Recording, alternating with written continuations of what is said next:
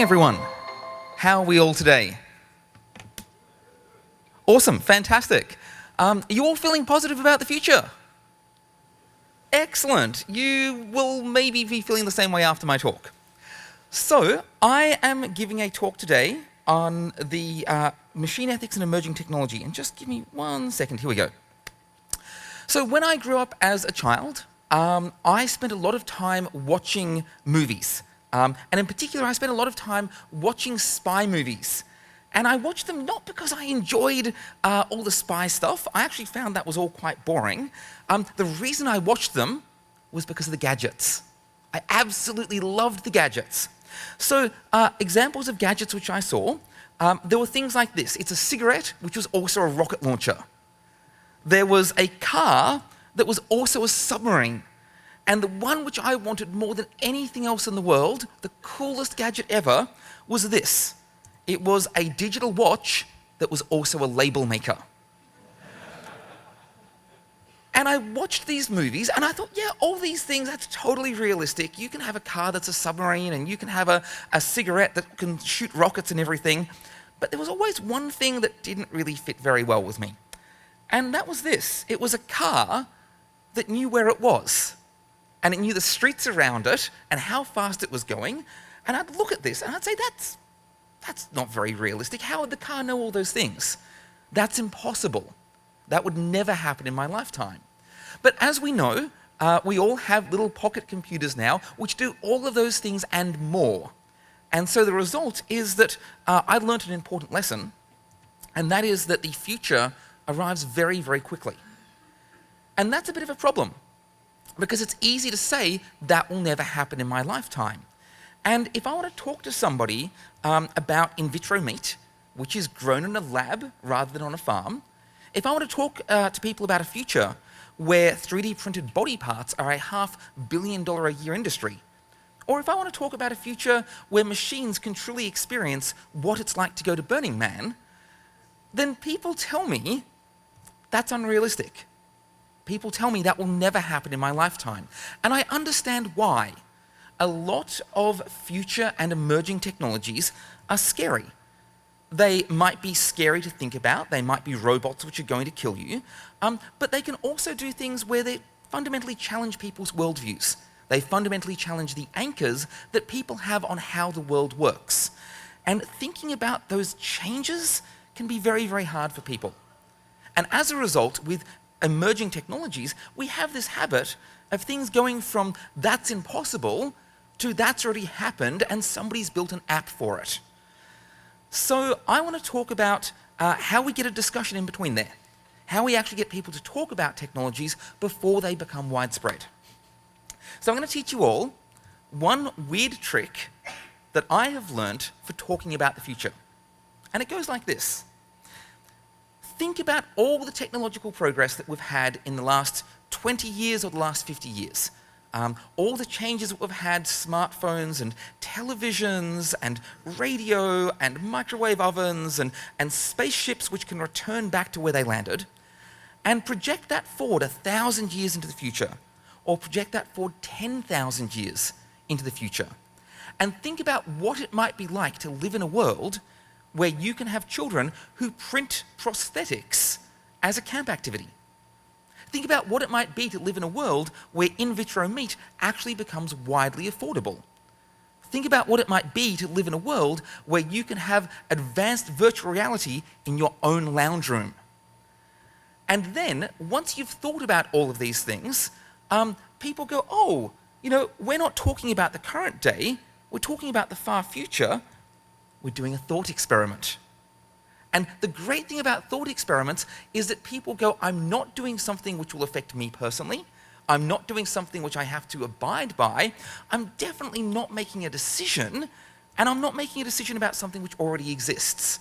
So people will have intelligent and meaningful conversations if they think the technology is far, far in the future and not in their lifetimes. So I want you to all think about something 10,000 years in the future, and this might be hard to imagine as being real, but imagine that we have autonomous vehicles. Imagine that we have cars which can drive themselves.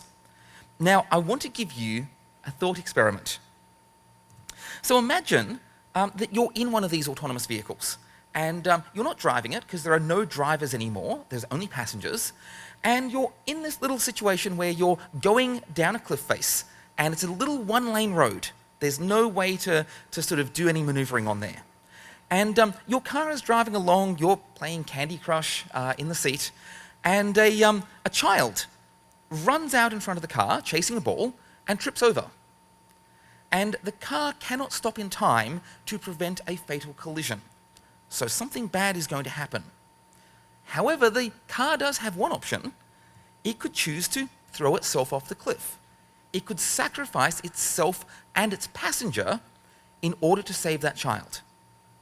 And the question I have for you is, should it do so? Should the car sacrifice itself and its occupant to save that child?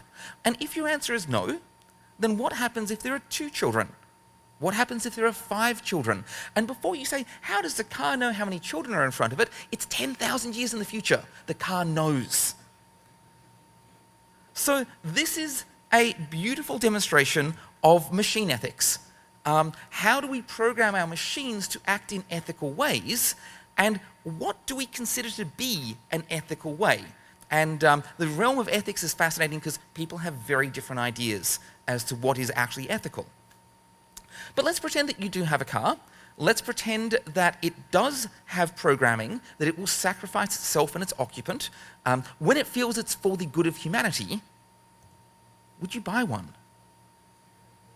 Would you actually go and buy a car knowing that that car might choose to kill you without any consultation with you whatsoever if it thought it was good for humanity?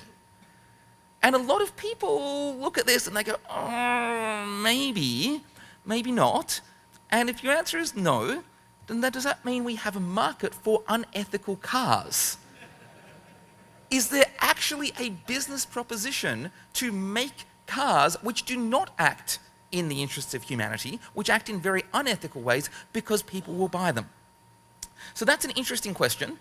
I don't want to end up in a future where we have unethical cars, but it could occur. Another situation, which I think is worth considering, is the same hypothetical situation. This one I actually find more interesting. The same hypothetical situation, but instead of the car having the choice of hitting the child or running off the cliff, the car has the choice of running over the child or stopping safely. And the question I want to pose to you is, how many people need to be inconvenienced? How many people behind you on the road who are driving down need to be inconvenienced before you can justify killing someone? Now, I hope you all think that's a horrifying question. I hope that you all feel very, very uncomfortable that I have just asked this. But the reason I find this so interesting is we have an answer to this question, and that answer is 8 million people. Now, how do we end up with that as an answer?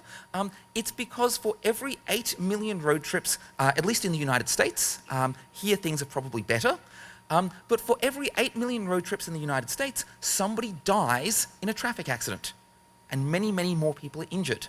So we consider it to be tolerable for us to have this rate of injury because we still consider it to be tolerable for humans to drive cars. We haven't outlawed that yet. So if we can get machines to do better than this, we're doing pretty good, and I think that machines can do much, much better than this. But one thing which we can't say is that nobody should die from autonomous vehicles, because programming an autonomous vehicle where nobody dies is incredibly hard, and it's also incredibly unuseful.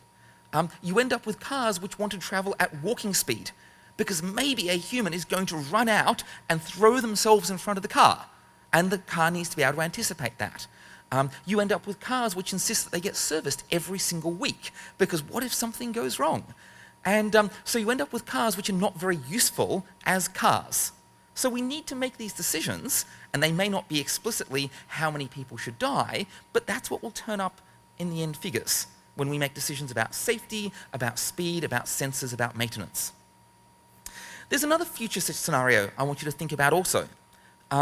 In the United States, we have about 40,000 fatalities every year on the roads, and you can imagine 10,000 years in the future when you have autonomous vehicles on the streets, that you might have virtually no deaths. because autonomous vehicles have much better reaction times. They're not texting people on their phone whilst they're driving. They don't get distracted, they don't get tired, they don't lose concentration, and they can talk to each other about road conditions. So imagine that we've got no deaths on the roads anymore because we have autonomous vehicles, but one day there is a bug, or worse still, one day there is a zero-day exploit that somebody uses, and you now have 2,000 people die in one day. Now, compared to the previous rate, this is fantastic. 2,000 people dead per year rather than 40,000 people, that's only 5% of the previous rate. But now, instead of having 40,000 people dead, with more or less 40,000 different people being responsible for that, you now have 2,000 people who are dead, with one entity being responsible for that, being the car company or the software company that built that software for the car. So this is a massive concentration of liability. If you're building autonomous vehicles at the moment, they don't just have to be safer than humans, they have to be orders of magnitude safer than humans in order for you to actually bring them to market, because that concentration of liability is so incredibly high for the manufacturer. Now, I don't consider this to be a good thing. I think if you have cars which are much safer than humans, we should be getting them on the roads as soon as possible. We shouldn't be waiting until they are like, godlike in their safety. But how on earth do we change the environment such that this is something that we can do? Well, one possibility is legislative change.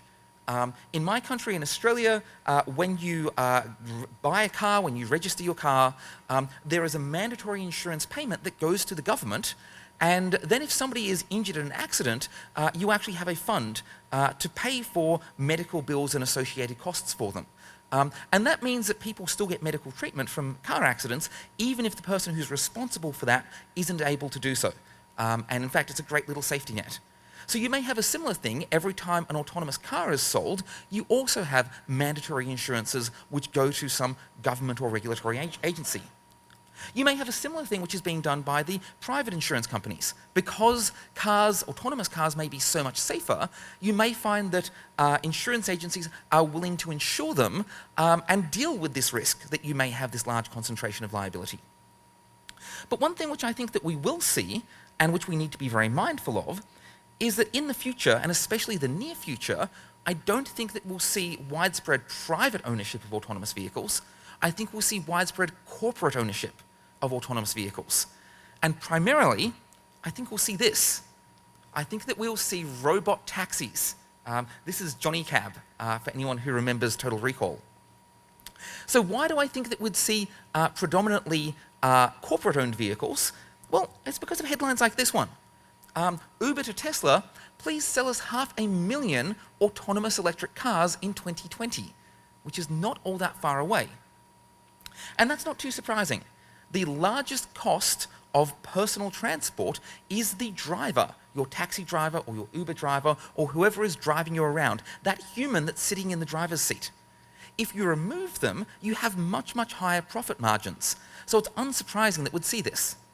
You'd also have autonomous vehicles that can work almost 24 hours a day, they'd need to go back and recharge occasionally, and which can coordinate with each other better. So this here is a very, very likely scenario. But it also is going to be a very large impact scenario.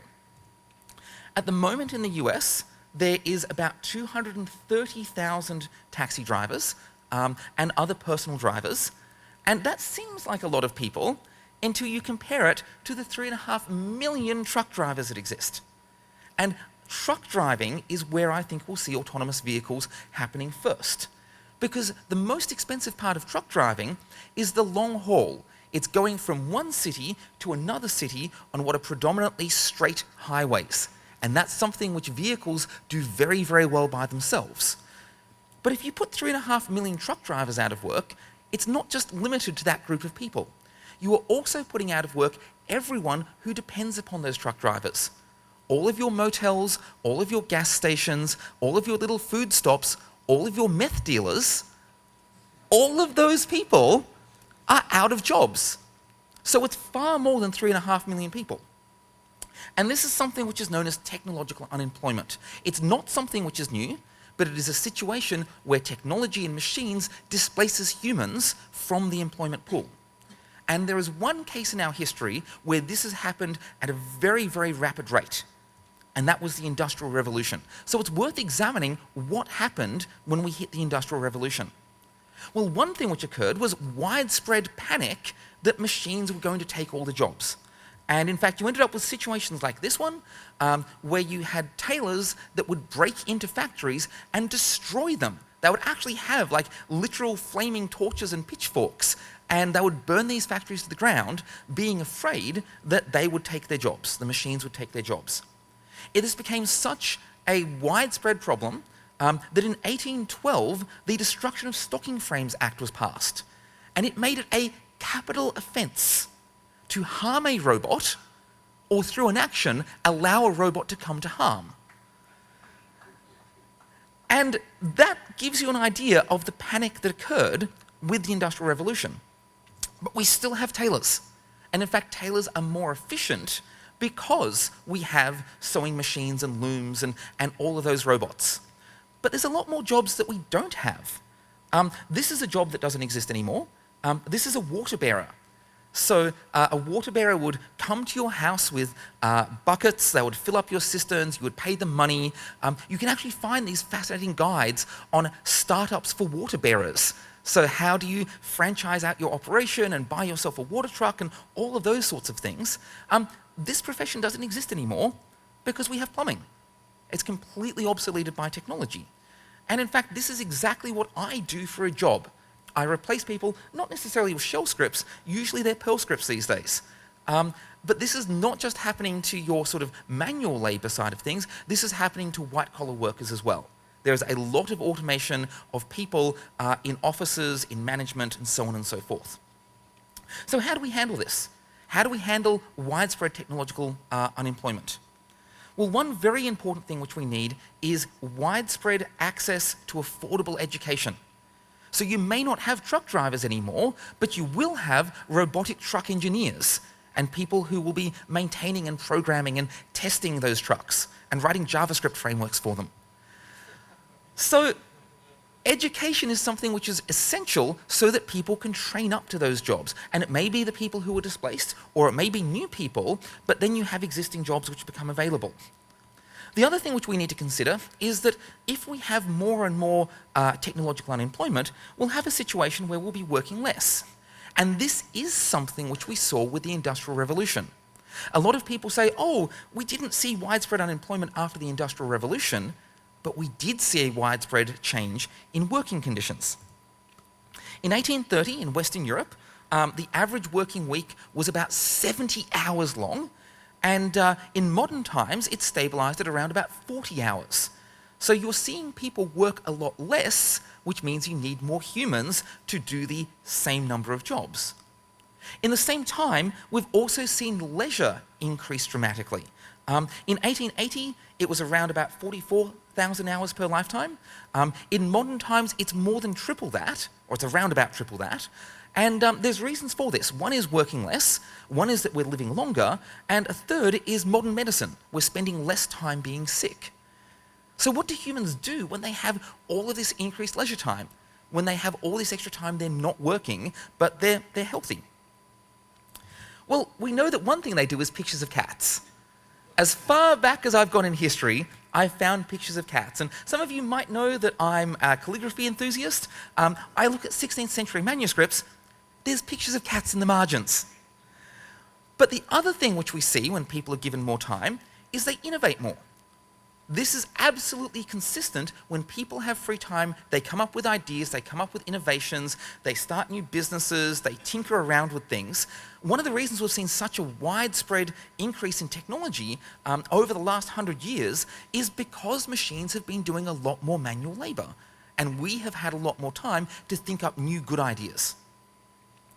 So I want you to think about what might employment look like 10,000 years in the future, what might our economy look like 10,000 years in the future, and what is it going to be if we are in a situation where machines can do everything?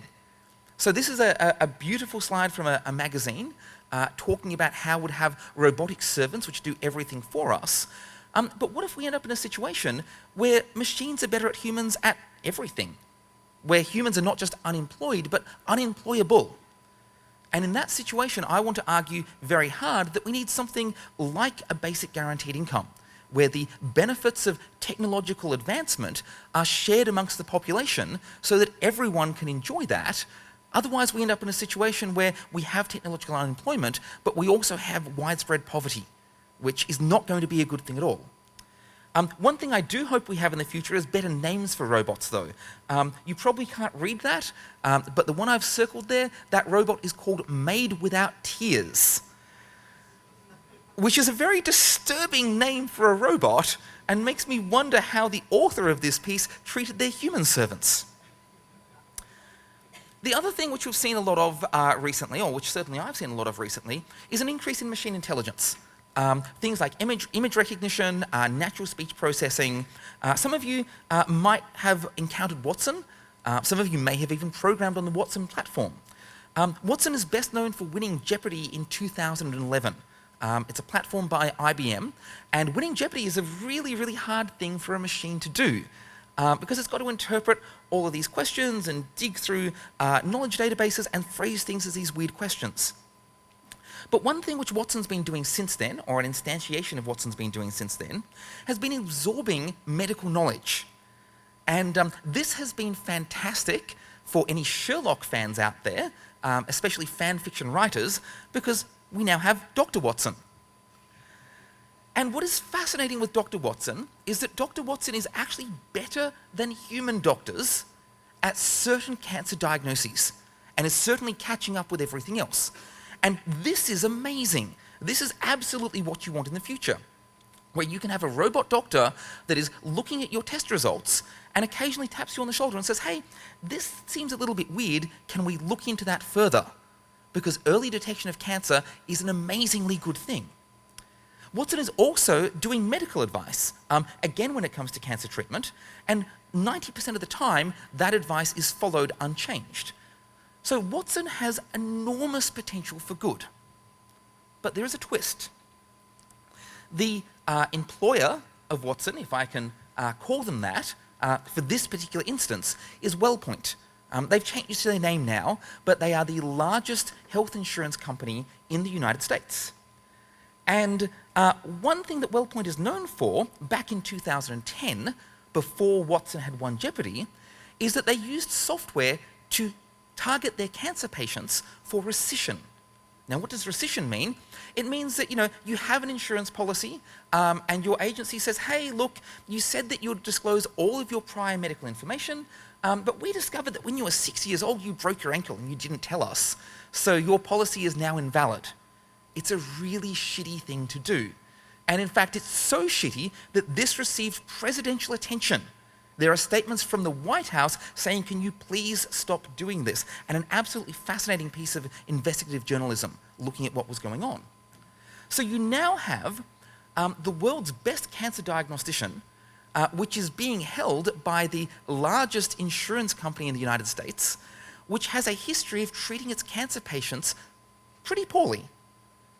And I can then ask you, is Watson being used for the most good? Now, I can't say that it's not being used for good, but you can understand how there's reasonable doubt there. You can understand how we can end up in situations where you might question, is this the best thing for humanity? So I want you to think about that for your technologies. And of course, everything I've shown you here has been a real technology. But I want you to think about everything I've shown you and everything you're doing in terms of the future.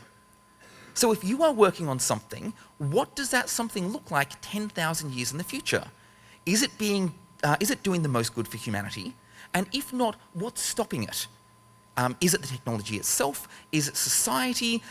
Is it the current systems which we have in place with economics or politics or whatever else? Do you need to change the world, or do you need to change something else so your technology is doing the most good?